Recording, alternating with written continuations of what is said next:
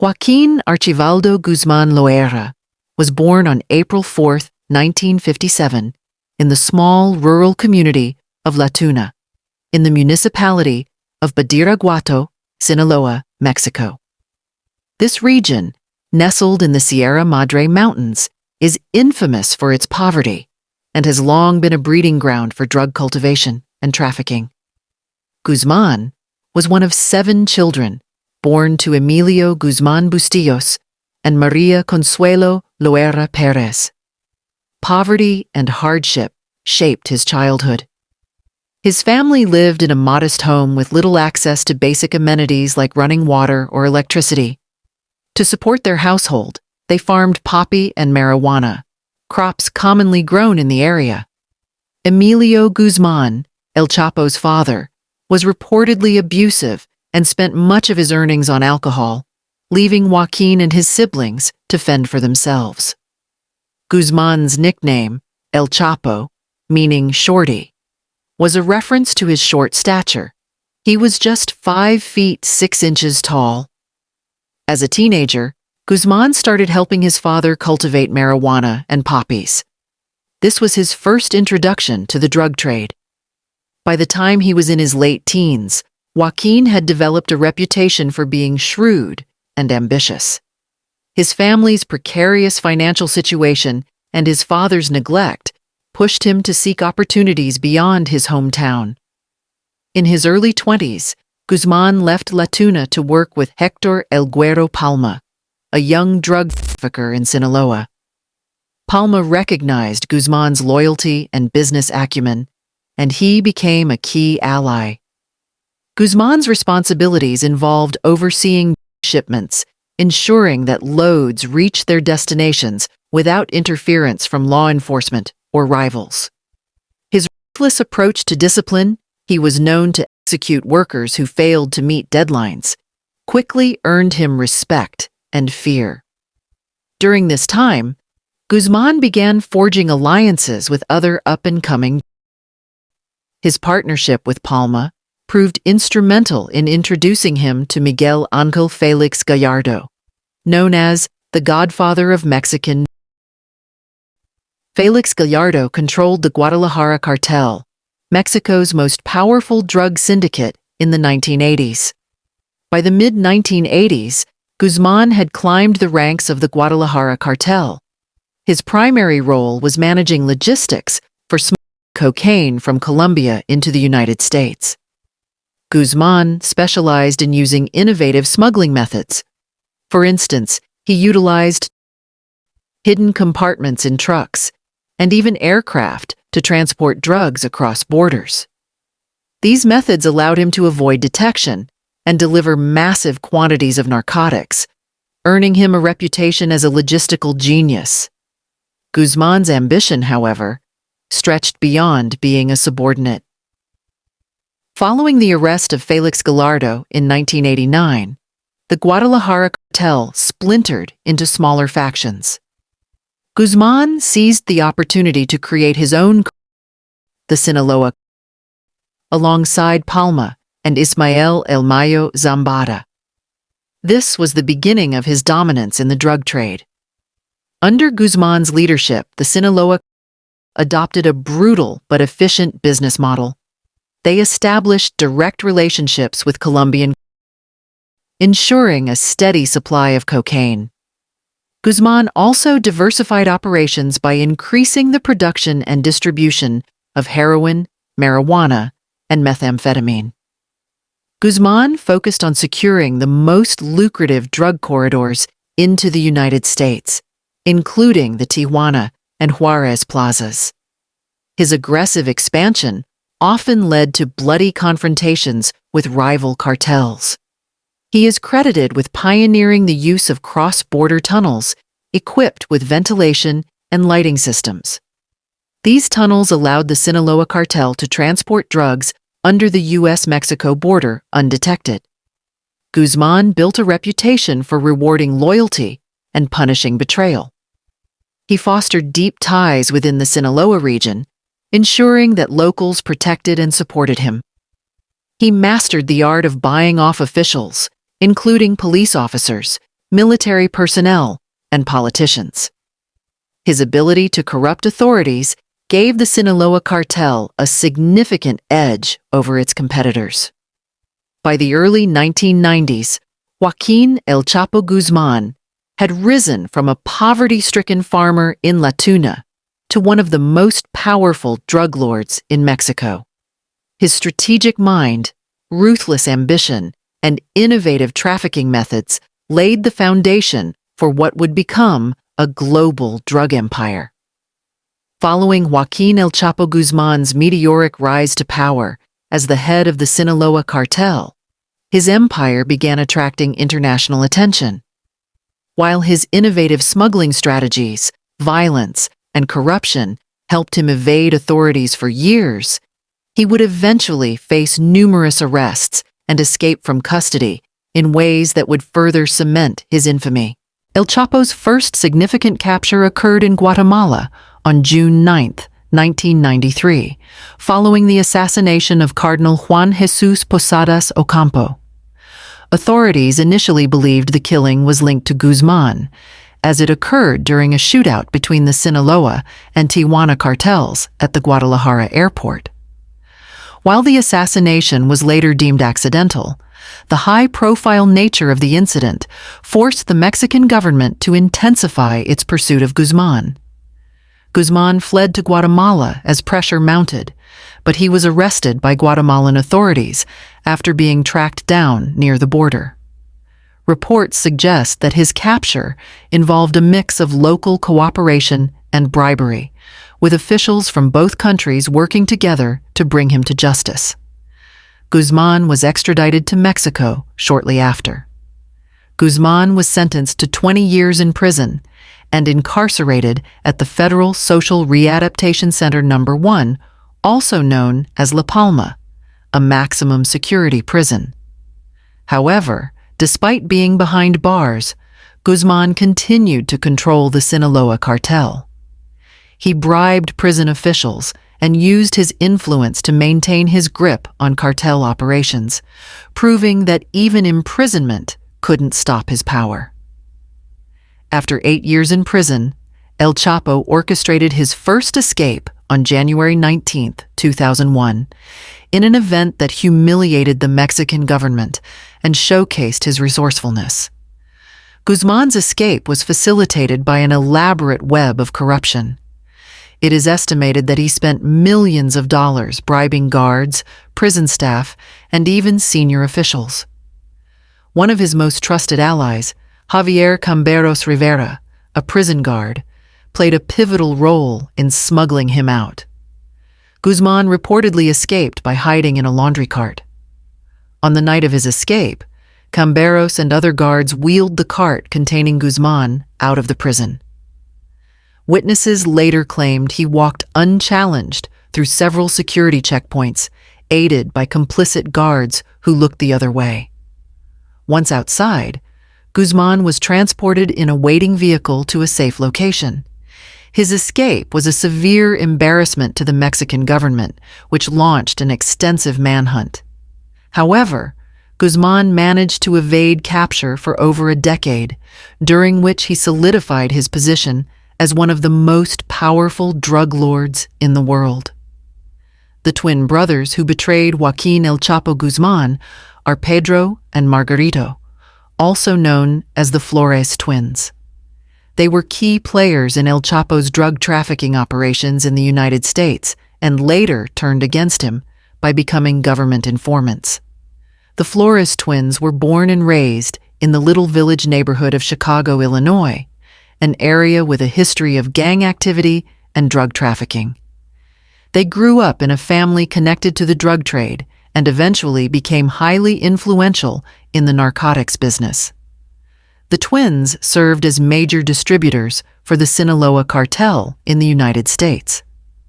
They were responsible for trafficking vast quantities of cocaine, heroin, and other drugs into U.S. cities. Their operation was massive, reportedly handling shipments of up to 2,000 kilograms of cocaine per month, worth hundreds of millions of dollars. Pedro and Margarito were highly trusted by Guzman because of their efficiency and loyalty in maintaining the cartel's drug pipeline. They communicated directly with him and often traveled to Mexico for meetings. The Flores twins decided to cooperate with U.S. authorities in 2008. Their betrayal was motivated by several factors, such as realizing the dangers of working within the violent world of the Sinaloa Cartel. As violence between rival cartels escalated, their safety and that of their families became increasingly uncertain. The twins had been under investigation by U.S. law enforcement for years. Facing inevitable capture, they chose to cooperate in exchange for reduced sentences. Pedro and Margarito reportedly prioritized their wives and children, ensuring they could live normal lives outside the cartel's reach. Once they decided to cooperate, the Flores twins became key informants for U.S. federal authorities. Their contributions were instrumental in building the case against Guzman. The twins secretly recorded phone calls with Guzman, providing damning evidence of his involvement in drug trafficking. In one call, El Chapo can be heard discussing shipments and payment methods. They testified during Guzman's 2019 trial in New York, detailing the operations of the Sinaloa Cartel and Guzman's leadership style. His testimony provided insight into the cartel's logistics, smuggling methods, and violent enforcement tactics. The twins helped dismantle key parts of the cartel's distribution network in the U.S., giving authorities a roadmap to understand how drugs were moved, stored, and sold. In 2015, Pedro and Margarito Flores were each sentenced to 14 years in prison after pleading guilty to drug conspiracy charges. Their cooperation resulted in relatively light sentences, considering the scale of their crimes. Following their sentencing, the twins entered the Witness Protection Program along with their families. Their exact whereabouts are unknown, as they are considered high-value targets for retaliation by the Sinaloa Cartel. After 13 years on the run, Guzman was arrested again on February 22, 2014, in the Pacific resort city of Mazatlan, Sinaloa. Mexican authorities, working closely with the U.S. Drug Enforcement Administration, had been tracking Guzman for months. The key to his capture was intelligence gathered from intercepted communications and surveillance of his associates. Authorities traced his movements to a series of safe houses in Culiacan, many of which were connected by underground tunnels. In one instance, Guzman narrowly escaped capture by fleeing through a secret tunnel connected to a drainage system. Despite these setbacks, authorities eventually located him at a beachfront condominium in Mazatlan. A joint operation by the Mexican Navy and federal police led to Guzman's arrest. He was taken into custody without a single shot being fired, as he was reportedly caught off guard while sleeping. At the time of his arrest, Guzman had been living with his wife, Emma Coronel Aispuro, and their twin daughters. Following his capture, Guzman was sent to the Altiplano maximum security prison in Almoloya de Juarez, Mexico. Authorities touted his arrest as a major victory in the fight against drug trafficking. However, this sense of triumph would prove short-lived. On July 11, 2015, El Chapo escaped from Altiplano in what would become one of the most audacious prison breaks in history. The escape involved a 1.5-kilometer-long which began in a construction site outside the prison and ended directly beneath the shower area of Guzman's cell. The tunnel was equipped with lighting, ventilation, and even a motorbike mounted on rails, allowing Guzman to travel through it quickly. This level of sophistication demonstrated the immense resources of the Sinaloa Cartel and the complicity of insiders. Guzman entered the shower area, the only part of his cell not covered by surveillance cameras. He disappeared through a hole in the floor, descending into the... Once inside, Guzman rode the motorbike through the tunnel to the construction site. From there, he was taken to a safe house by cartel operatives. His escape sparked an international scandal. The Mexican government faced harsh criticism for failing to secure one of the world's most dangerous criminals, despite having knowledge of his previous escape. A massive manhunt ensued, involving thousands of Mexican soldiers and federal agents, as well as U.S. assistance. Guzman's freedom lasted only 6 months. On January 8, 2016, he was recaptured in the city of Los Mochis, Sinaloa. Guzman's recapture was partly due to his decision to contact actors and filmmakers to discuss a potential biographical film about his life. These communications were intercepted by Mexican and U.S. authorities, providing valuable intelligence on his whereabouts. Mexican Marines stormed a safe house in Los Mochis after tracking Guzman's associates to the location. A fierce gun battle ensued, during which 5 of Guzman's men were killed. Guzman attempted to escape through a tunnel and later stole a car, but was ultimately captured by pursuing forces. After his recapture, Guzman was returned to Altiplano, but under much stricter security measures. In 2017, he was extradited to the United States to face charges. This marked the end of his reign, as he was sentenced to life in prison in 2019 and incarcerated in the ADX Florence Supermax prison in Colorado. Joaquin El Chapo. Guzman's reign as one of the most infamous drug lords in history left an indelible mark on global drug trafficking, Mexican society, and international law enforcement. As the leader of the Sinaloa Cartel, he built a multi-billion-dollar drug empire, innovated smuggling methods, and influenced the global narcotics trade in profound ways. However, his legacy is also tied to the violence, corruption, and destabilization of Mexico and its institutions. Under El Chapo's leadership, the Sinaloa Cartel became one of the most powerful and far-reaching drug trafficking organizations in the world. Guzman's cartel controlled the production, transport, and distribution of multiple narcotics, including cocaine, heroin, methamphetamine, and marijuana. At the height of his power, Guzman supplied an estimated 60 to 70% of the illegal drugs smuggled into the United States. The Sinaloa Cartel established sophisticated distribution networks in major U.S. cities like Los Angeles, Chicago, and New York. Beyond North America, the cartel expanded into Europe, Asia, and Africa, leveraging international shipping routes and forming alliances with other criminal organizations. The Sinaloa Cartel's vast financial resources allowed it to operate with impunity. Guzman's escape from prison twice in 2001 and 2015 demonstrated how easily he could manipulate the system. His ability to buy off officials not only weakened public trust in law enforcement, but also made it more difficult for other cartels to be prosecuted. Guzman's leadership style was marked by extreme violence, both against rival cartels and within his own organization. His battle for control of drug routes, especially the lucrative Tijuana, Juarez, and Nuevo Laredo corridors, led to thousands of deaths. El Chapo's drug empire generated billions of dollars annually. At his peak, Guzman was listed on Forbes' billionaires list from 2009 to 2013, with an estimated net worth of over $1 billion.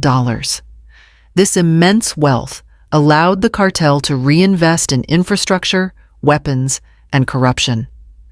While the cartel's money funded a shadow economy in rural areas, it also perpetuated cycles of poverty and violence.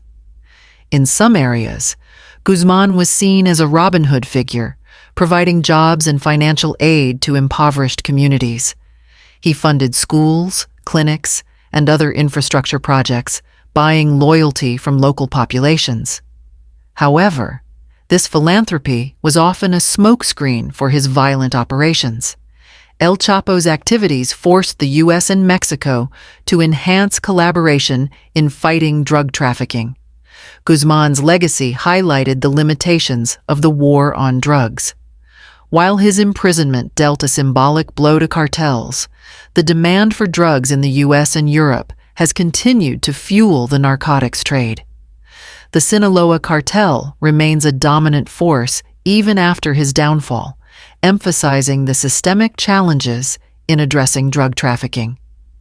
Even after his incarceration in the ADX Florence Supermax prison, the Sinaloa Cartel remains one of the most powerful criminal organizations in the world. Leadership has reportedly passed to Ismael El Mayo Zambada and Guzman's sons, known as Los Chapitos. Guzman's life and operations symbolize the intertwined issues of poverty, corruption, and demand for narcotics that fuel the drug trade. His ability to thrive despite multiple arrests and escapes underscores the structural weaknesses in combating organized crime. El Chapo's empire reshaped the drug trade globally, introducing new smuggling methods and expanding into emerging markets. His story serves as both a cautionary tale and a stark reminder of the resilience of transnational criminal networks. Thank you for watching. Kindly drop your thoughts in the comments section and see you in our next video.